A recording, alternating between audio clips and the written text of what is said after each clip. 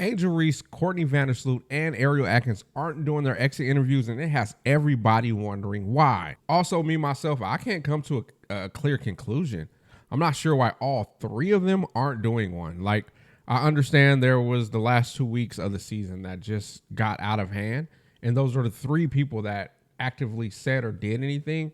So I understand why maybe they want to have a meeting with those three before they went and had their exit meetings or exit interviews, but the fact that none of them are participating makes you wonder why. Like, it sounds like it's more now. If Angel by herself said, they said Angel's the only one not doing the interview, then you could say, okay, Angel's upset. There's something going on. Or if Courtney herself isn't doing the interview, then you could say, oh, Courtney's upset with the things Angel said. Ariel Atkins, you get what I'm saying? Like, if there was one, then you can kind of predict there's something going on with that one person. But the fact that all three of them decided, or the team decided all three of them shouldn't, whatever it was, that makes you wonder what's going on. And not just that, this is just the organization of this. This is on brand for Chicago. And you guys watch my videos. I try not to go so hard, but this is so on brand.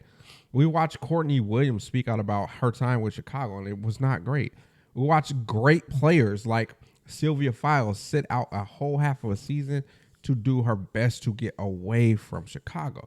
We watched Candace Parker, and they asked her, why'd you leave Chicago? You're home. You want to ring at home. You're excited to be back home. Why did you leave so soon? She said, I've been in the league so long, I deserve a locker room. I deserve a training facility, things like that.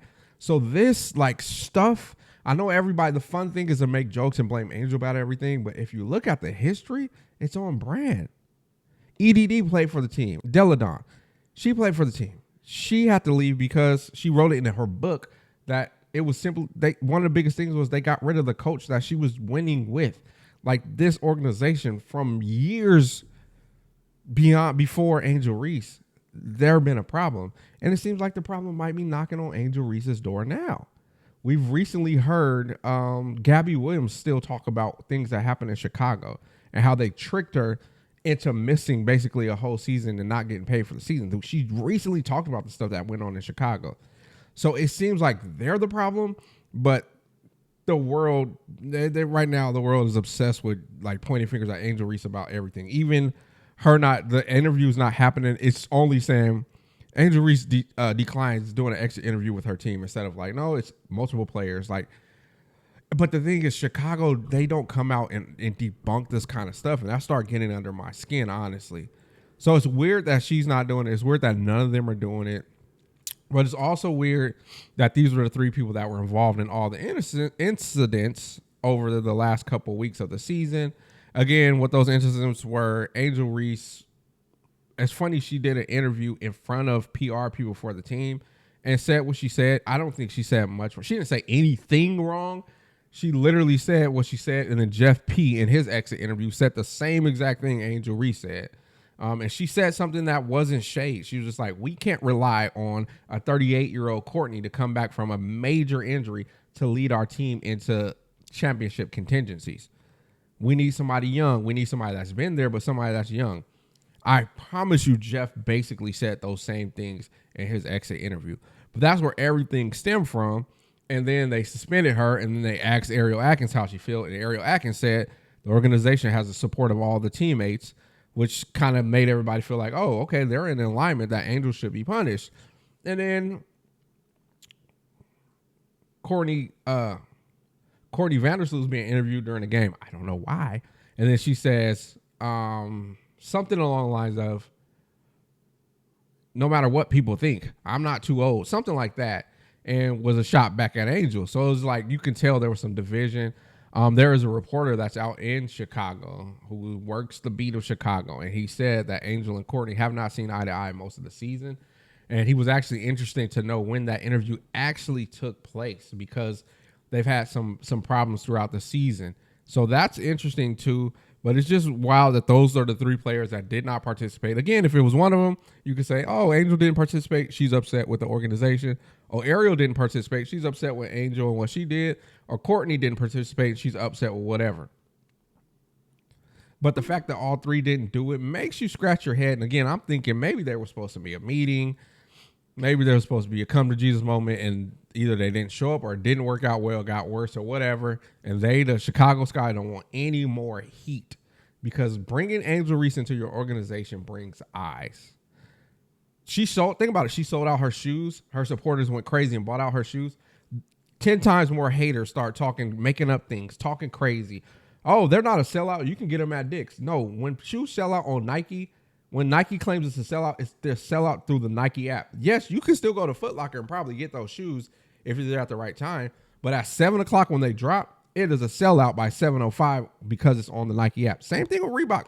Reebok dropped the shoes. They were sold out within the first hour. That's a sellout. Now, if you can go to Dick's and get them an hour later, that doesn't mean they didn't sell out direct to consumer. That's so annoying. But again, that's the type of things that Angel has to deal with. And the organization has not felt like they've really had her back. So she might even be feeling some of that. That's a rant for another day. Something else happened this week that was really, really telling. The Chicago Sky had their unveiling of the new facilities practice. I forget the term they called it, but it was basically like an unveiling, which it was like 2 cement walls, no roof, and a couple parking spots. Like that's what they presented to the world as. We're building a practice facility.